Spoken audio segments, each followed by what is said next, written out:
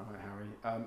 I must admit, I did ask a few fellow professional punters if they had any questions for you before I come to do this interview, and one of them was very serious. I won't say where it comes from, but he's a very shrewd dog person. Do you still turn left on every aeroplane you get on? Well, I don't get on many airplanes now, same as everyone else. Well, yes, because only long haul. I've only ever twice not flown turned left long haul, and that is business is fine, but economy no. We flew economy. There was about 20 of us went to Hong Kong for a 3-day punt up.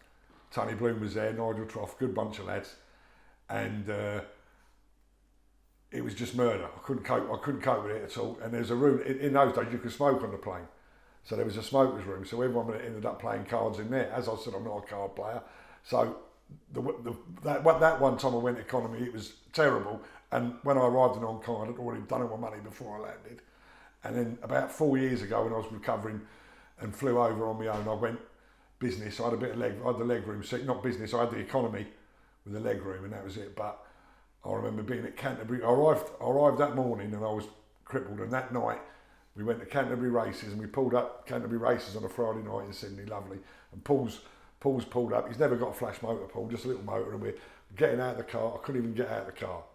I was literally, Paul had to help me get out of the car at Canterbury races on the Friday night. And I said, if I ever do a long haul, not business class or better, I said, I will shoot myself. So if I'm long haul, I'll always be turning left.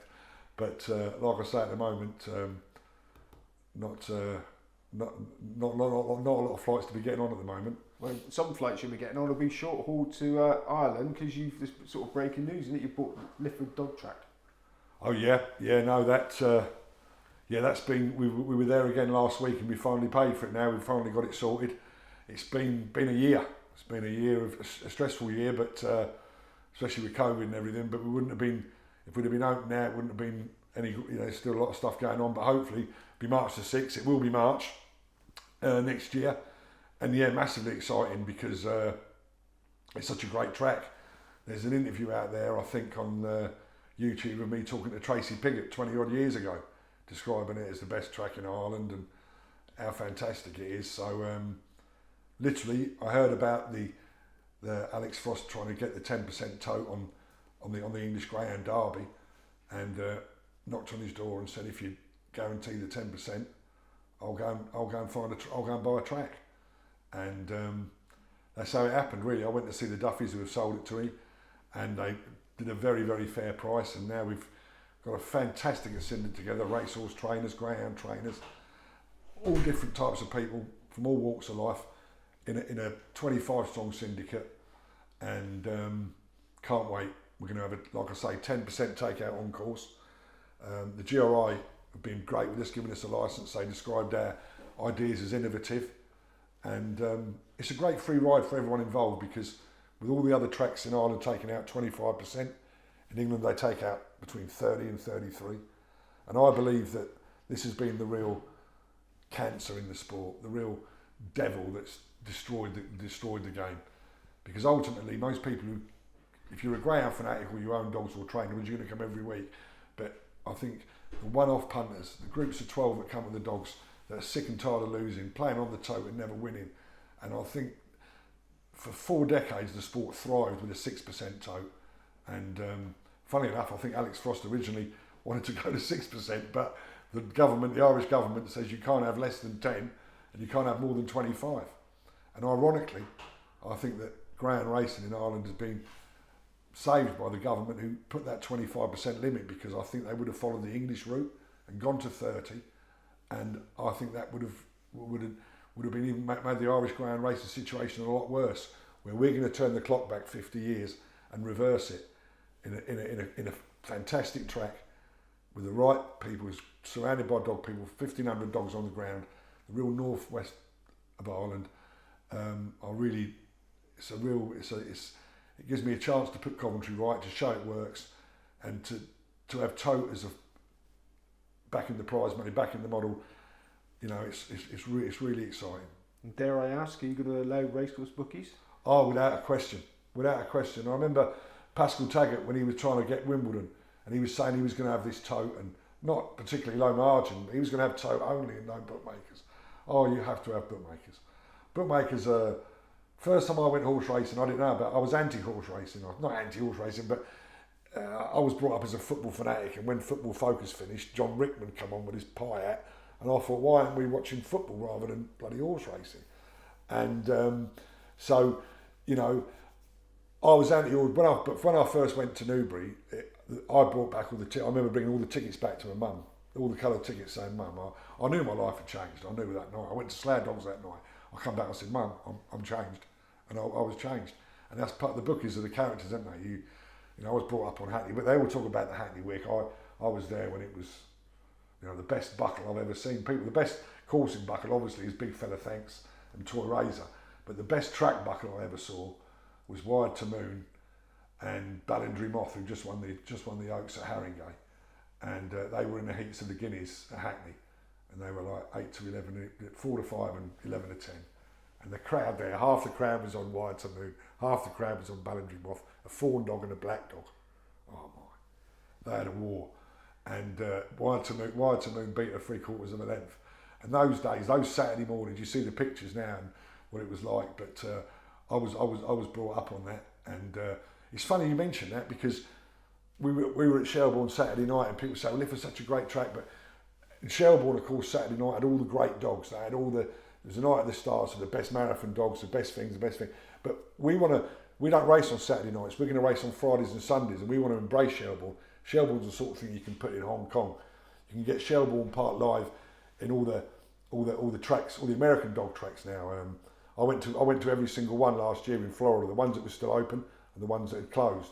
But they're all closed now. That's why I went to see them all. But they've all got the poker rooms. So why can't we then 3 o'clock on a Saturday afternoon? Why can't we'll give them our algorithms? We'll give them the Shelbourne Park algorithms. Why can't it be like? And then it'll be Sunday morning in Australia. We need to get that Shelbourne Park Derby heats and that Greyhound Derby competition need to be seen around the world.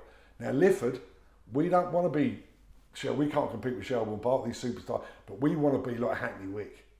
That's what I want. I want our graded racing to be like Hackney Wick was in the 80s, where everyone knew who was going to lead, everyone knew who was going to finish, and everyone knew what price every dog was. I used to leave it to get to Hackney Wick. I used to have to get the 6:30 milk train into London, and I knew. You knew what every dog you fancied at Hackney Wick, you knew you were going to get 5 to 2, 11 to 4, or you could, you know, and that's what it's all about. And that's the model we're looking for at Lifford, like the Hackney model. Hackney was. Some of the best dogs I loved at Hackney were all graded dogs, same as all of us.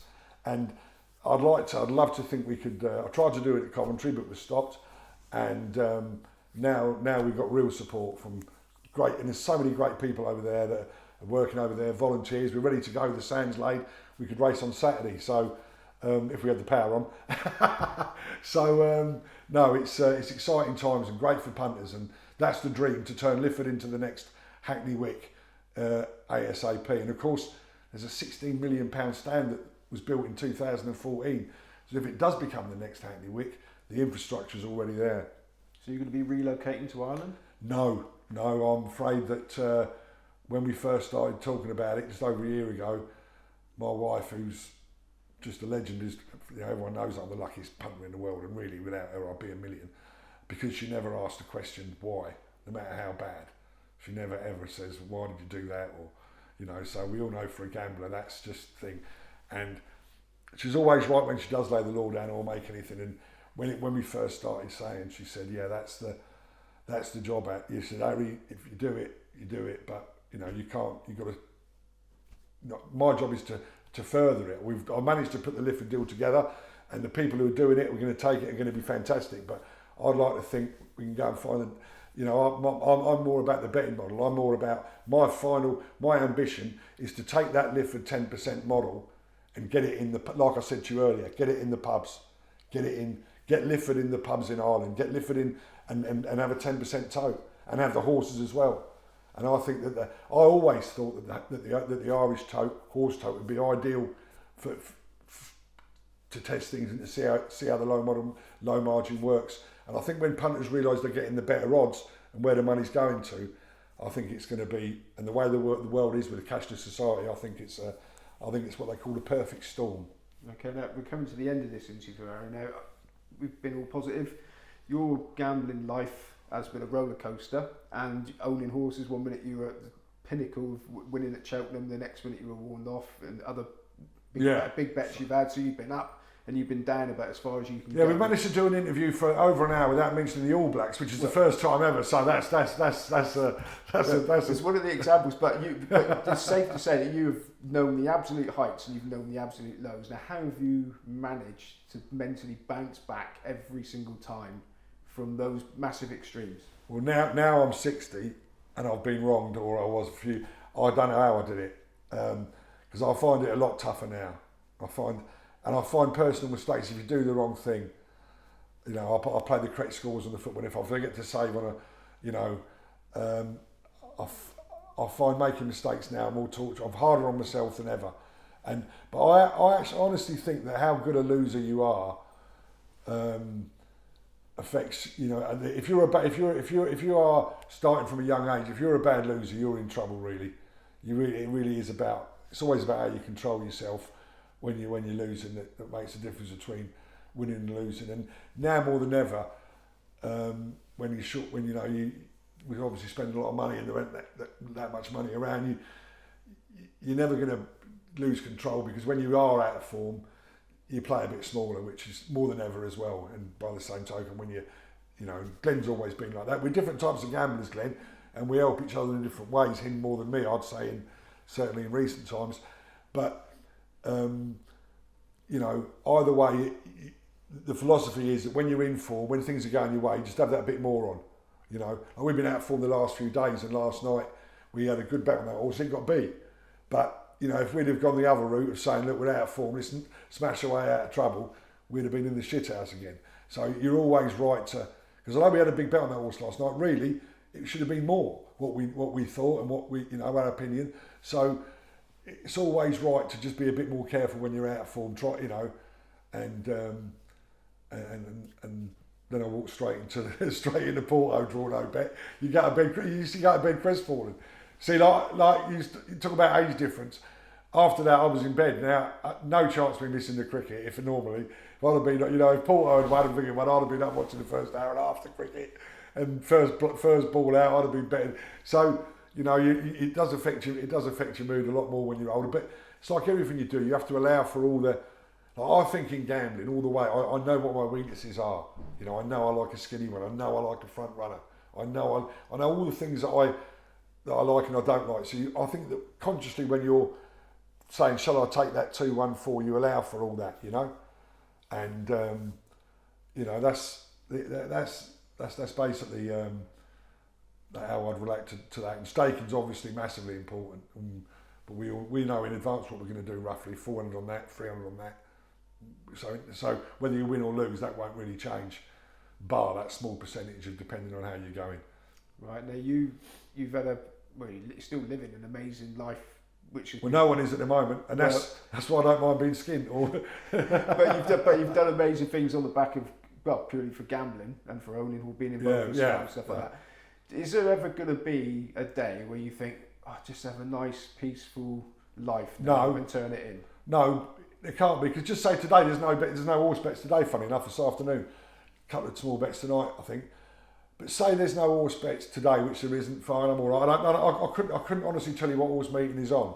But if I got a text and it said, we've had 600 quid on this at 6 to 4, and I walk in and I find out it's a 3-mile novice chase, I'm delighted.